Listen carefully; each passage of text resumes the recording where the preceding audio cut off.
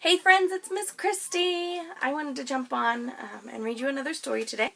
I know, again, some of you got to see me in my basement this morning, and it was a little dark, and it's a little, I don't like my basement.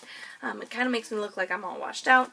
We are back in the breezeway. It is beautiful out today, and we've got this beautiful natural lighting, and I don't look like a zombie. So, plus, plus, plus. Today we are reading Love Monster by Rachel Bright. I love this series. Love Monster is just adorable. Adorable. This is a monster. Hello, monster. I think you'll agree he's a little bit funny looking, to say the least. He lives in a world of cute, fluffy things, which makes being funny looking pretty darn hard. Look at all those cute, fluffy things. There's a whole mountain of them. And then there's little monster. You might have noticed that everybody loves kittens and puppies and bunnies. You know, those cute fluffy things. Look at all those kittens and puppies and bunnies. They're getting all the loving. But nobody loves a slightly hairy, I suppose a bit googly-eyed monster. Oh, poor monster, look. Nobody wants to hang out with him. He looks kind of sad. And it doesn't look like they're being very kind either. This one's pointing his finger. They look like they're a little scared. This might be enough to make a monster feel, well, a bit down in the dumps. But not being the monster to mope around, he decided to set out and look for someone that would love him, just the way he was.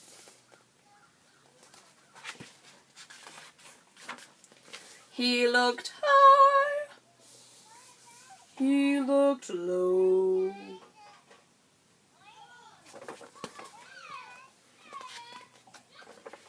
He looked middle-ish. Look, there's a tumbleweed. He looked inside. Look, he's looking in the little mail flap there.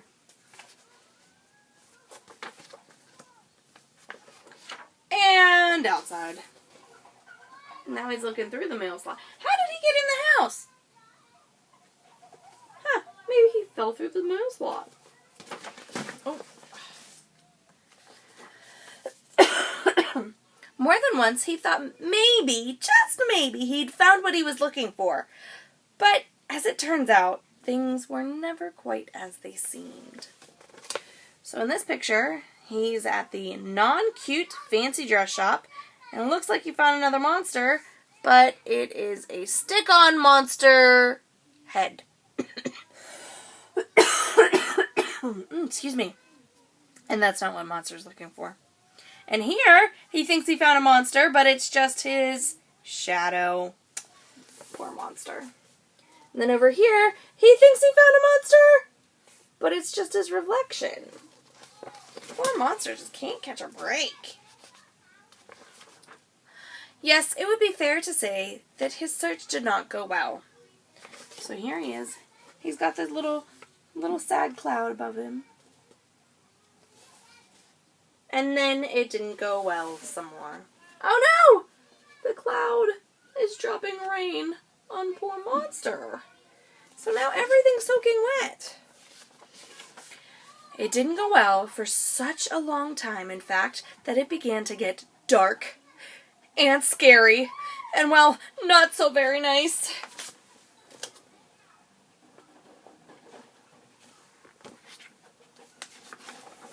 So the monster, having lost all of his oomph, decided it was time to give up and to go home. Oh no. There's monster. He's sitting at the bus stop for Cutesville, and there's the bus coming to get him. He looks really sad. Poor monster. But in the blink of a googly eye, everything changed. There's another monster! And it's driving the bus! The bus to Cutesville! What the heck?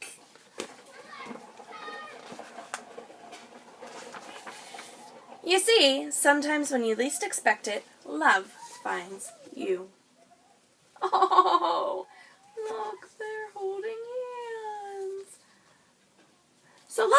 got to find somebody that loved him.